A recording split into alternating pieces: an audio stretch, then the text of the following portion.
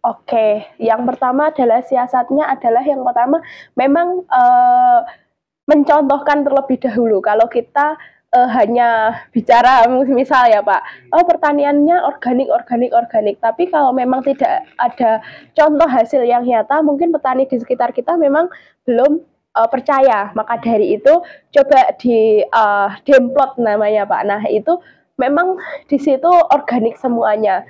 Nah, caranya adalah kita menggunakan bahan-bahan yang tadi sudah organik. Selain itu, untuk mensiasati lahan kita supaya tidak tercemar bahan-bahan kimia dari sekitar, itu tadi menggunakan adalah pertanian berlanjut border plan. Nah, border plan itu juga sangat berpengaruh. Selain itu, penggunaan tanaman penolak, juga tanaman penarik hama dan musuh alami itu juga berpengaruh nyata terhadap hasil dan juga produksi daripada panen di pertanian organik itu sendiri. Jadi penggunaan border plan itu harus di-up lagi di masyarakat, khususnya di petani, apa saja yang bisa digunakan sebagai border plan, apa saja yang bisa digunakan, tanaman yang bisa digunakan sebagai tanaman penolak hama dan juga tanaman penarik musuh alami tanpa meninggalkan residu di lahan itu sendiri.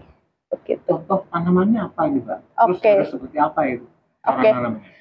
Jadi saya juga pernah kuliah di manajemen agroekosistem itu.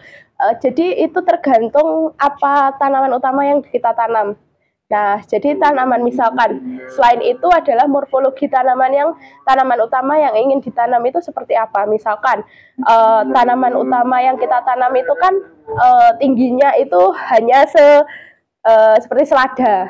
Sedangkan border plan-nya itu di bawahnya selada. Nah, itu kan tidak berpengaruh. Oke, maka dari itu morfologi tanaman border dan juga tanaman utama itu harus diperhatikan. Misalkan kita menanam brokoli dan juga rencananya adalah menanam tanaman legum buncis untuk tanaman border. Nah, apakah itu akan menghalangi sinar matahari yang masuk?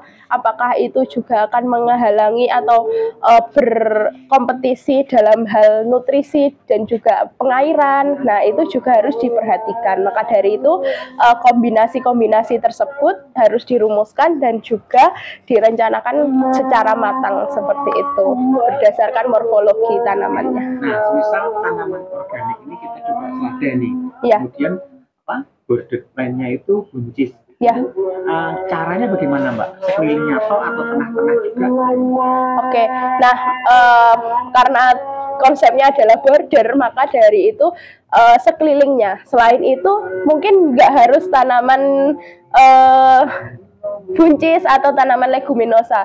Diganti dengan tanaman-tanaman yang mengandung nilai ekonomi tapi bukan untuk dipanen, Pak. Apa itu? Tapi untuk agrowisata. Nah, contohnya adalah tanaman penarik musuh alami seperti tanaman marigold, kenikir. Nah, itu bunga matahari juga bisa. Nah, itu juga sebagai nilai ekonomi tidak merusak lahan, juga tidak merusak tanaman utama, tidak menghalangi tanaman utama, namun bisa, ya betul. Nah, nilai ekonominya bukan untuk dipetik lalu dipanen gitu, tidak, tapi untuk agroeduwisata seperti itu. Nah, jadi sebetulnya planning di dunia pertanian itu banyak sisinya. Tidak hanya petani itu punya lahan, menanam, panen, dapat uang. Jadi ada solusi-solusi lain yang mungkin belum terpikirkan sebelumnya. Nah, maka dari itu pertanian berkelanjutan itu konsepnya adalah memasukkan input-input yang mungkin bisa untuk solusi pertanian tanpa meninggalkan residu itu sendiri. Wah, ini kamu kan teorinya oke nih. Oke. Saya mau tanya praktek gimana? Tunjukin ya. Oke, boleh nanti ditunjukin di lahannya.